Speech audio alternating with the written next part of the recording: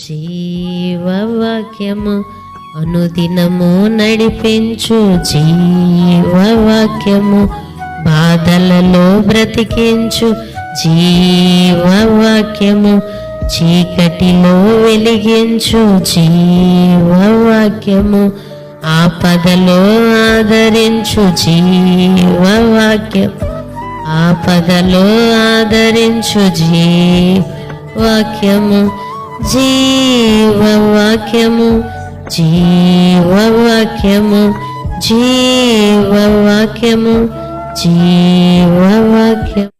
దేవుని నామానికి మహిమ కలుగునుగాక. క్రీస్తునందు ప్రియమైన దేవుని బిడ్డలారా, ఈ దినము నవంబర్ 14వ తేదీ లేఖన భాగము హెబ్రీలకు రాసిన పత్రిక 10వ అధ్యాయము 24 నుండి 39 వచనాలలో దేవుని యొక్క వాగ్దానము 29వ వచనము, పరిశుద్ధపరచబడుటకు సాధ్యమైన నిబంధన రక్తము.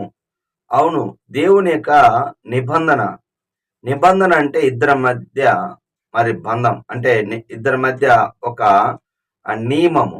బాగా గమనించండి. నువ్వు యేసు ప్రభు దగ్గర నీ పాపాలు ఒప్పుకుంటే నిన్ను రక్షిస్తాడు, నీ యొక్క పాపాన్ని క్షమిస్తాడు. బాగా గమనించండి. అంటే ఇద్దరి మధ్య నిబంధన రక్తం. ఇది నిబంధన రక్తము ఎప్పుడైతే పాప క్షమాపణ నిమిత్తం పాపాత్మురాలు తన పాపాలు ప్రభు సన్నిధిలో ఆయన పాదం మీద కన్నీళ్లు విడుస్తూ పాపాలు ఒప్పుకుంది. అందుకే ఆమె విస్తారమైన పాపాలు క్షమించబడ్డాయని లూకాసు వార్త 7వ అధ్యాయం 48వ వచనంలో రాయబడింది. దేవుని దగ్గర మనము ఒక మేలు, ఒక అద్భుతం పొందుకోవాలంటే యెహోషువ గ్రంథములో స్పష్టంగా రాయబడి ఉంటది. ఏమని రాయబడి ఉంటదంటే, యోర్దాను నది మీరు దాటాలి అంటే మిమ్మల్ని మీరు పరిశుద్ధపరచుకొనుడి. హల్లెలూయా. పరిశుద్ధపరచుకొనుడి 3వ అధ్యాయంలో ఉంటుంది. ఏమని ఉంటది అంటే, మిమ్మల్ని మీరు పరిశుద్ధపరచుకొనుడి, అప్పుడు దేవుడు అద్భుతం చేస్తాడు. అద్భుతం చేసే దేవుడు మన దేవుడు. ఎప్పుడైతే పరిశుద్ధపరచుకుంటారో అంటే వాళ్ళు దేవుడి సన్నిధిలో కుమ్మరించుకొని వారి బట్టలు ఉతుక్కొని పరిశుద్ధంగా ఉంటారో, పవిత్రపరచుకుంటారో, యోర్దాను 2 పాయలు అవుతుంది. ఆ మధ్య వాళ్ళు నడిచి వెళ్తారు. అలాగనే నిర్గమాకాండం 19:10లో నేడును రేపు మీరు బట్టలు ఉత్తుకొని పరిశుద్ధపరచుకొనుడి, అప్పుడు హోరేబు కొండ మీద దేవుని యొక్క పర్వతం మీద దేవుడు ప్రత్యక్షమవుతాడు, లేకపోతే తట్టుకోలేరు.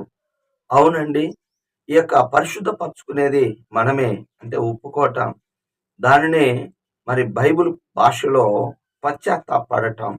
పశ్చాత్తాపడితే రక్షణ, పశ్చాత్తాపడితే అద్భుతం, పశ్చాత్తాపడితే ప్రత్యక్షత. దేవుని యొక్క ప్రత్యక్షత నీకు కావాలి అంటే నువ్వు పశ్చాత్తాపడ్డప్పుడు దేవుడు నీకు ప్రత్యక్షం అవుతాడు. హల్లెలూయా. వాస్తవం అండి, ప్రత్యక్షత మనకు కలుగుతుంది. ఒప్పుకోవలసిన పాపాన్ని మనం చూసినట్లయితే 24వ వచనము, సమాజముగా కూడుట మానుకొనకూడదు. అంటే మీరు వెళ్తున్న మందిరాలలో, మన మందిరములో కానీ, మందిరం యొక్క సమయాలు, నియమ కాలాలు, ఆ కాలాలలో సమాజంగా కూడుట మానకూడదు. మానితే లేకపోతే విడిపోతే బైబిల్ చెప్తుంది, బాప్తిసం తీసుకున్న వ్యక్తిలో అపోస్తుల కార్యం 2వ అధ్యాయం 42వ వచనంలో, అపోస్తుల బోధ యందును, సహవాసమందును, రొట్టె విరుచుటి యందును, ప్రార్థన యందును ఎడతెగక ఉండాలి.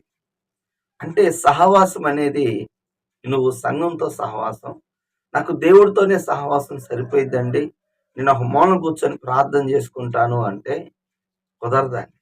దేవుని బిడ్డలతో సహవాసం కలిగి ఉండాలి. సంఘంతో నువ్వు సభ్యుడి కాకపోతే, ఎవరైనా నీకు బాప్తిసం ఇవ్వకపోతే నువ్వు నీటి బాప్తిసం పొందగలవా? కాబట్టి సంఘ సహవాసం చాలా ప్రాముఖ్యం. ఆ విధంగా మానుకోకూడదు. అంటే అబ్రహాము నీ వెంబడించాడు లోతు.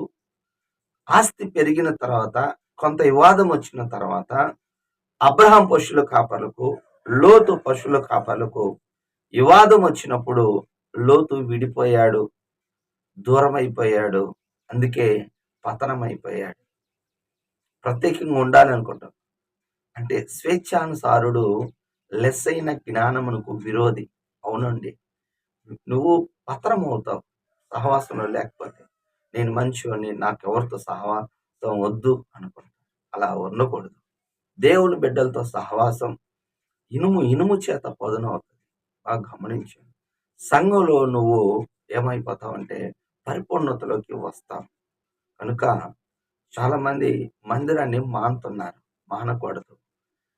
ఒక దినాన ఒక సేవకుడు ఒక మందిరానికి రాని ఒక సిస్టర్ దగ్గరికి వెళ్ళి, మీరు ఎందుకు మందిరానికి రావటం లేదంటే, మందిరానికే రావాలా అని అన్నప్పుడు, ఇంటి దగ్గర చేసుకోవచ్చు కదా.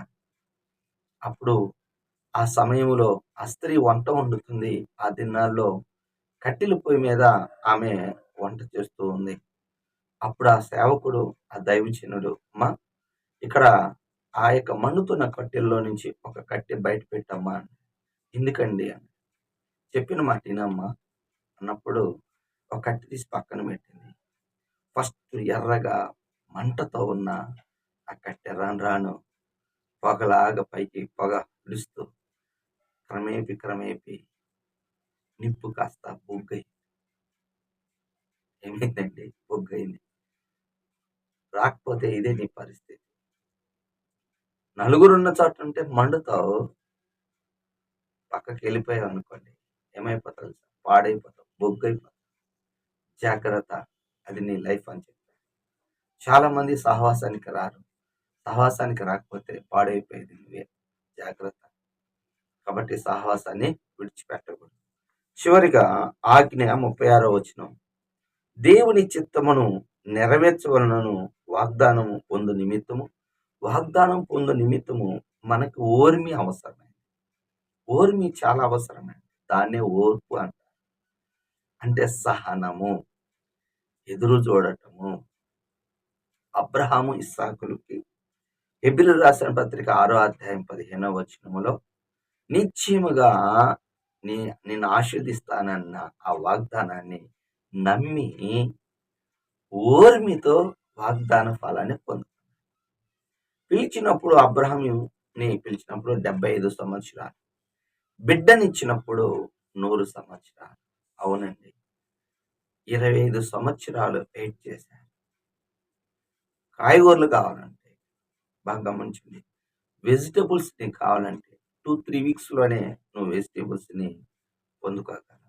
కానీ ఫ్రూట్స్ కావాలంటే, ఒకవేళ మ్యాంగో కావాలనుకోండి, మొక్క వేసిన 4 సంవత్సరాలకి నీకు ఫ్రూట్ వస్తుంది. ఎందుకు అని అనవద్దు. It's process.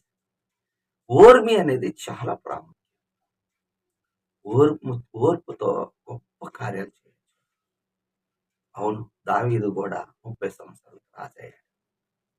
గుర్తుపెట్టుకోండి, 17-18లోనే గొల్లియతను పడగొట్టాడు. బట్ కింగ్ కాలేదు. గుర్తుపెట్టుకోండి, కొన్ని సంవత్సరాలు పడుతుంది. ఇది ఒక ప్రాసెస్లో నువ్వు ఉన్నావు. నీకు ఓర్పు ఉందా? వాగ్దానం పొందుకుంటా. ఓర్పు లేదా? వాగ్దానాన్ని ఉన్నా కానీ ఇది వేస్ట్. నాకు దేవుడు వాగ్దానాలు ఇచ్చాడంటే లేదు. నీకు ఓర్పు చాలా ప్రాముఖ్యం.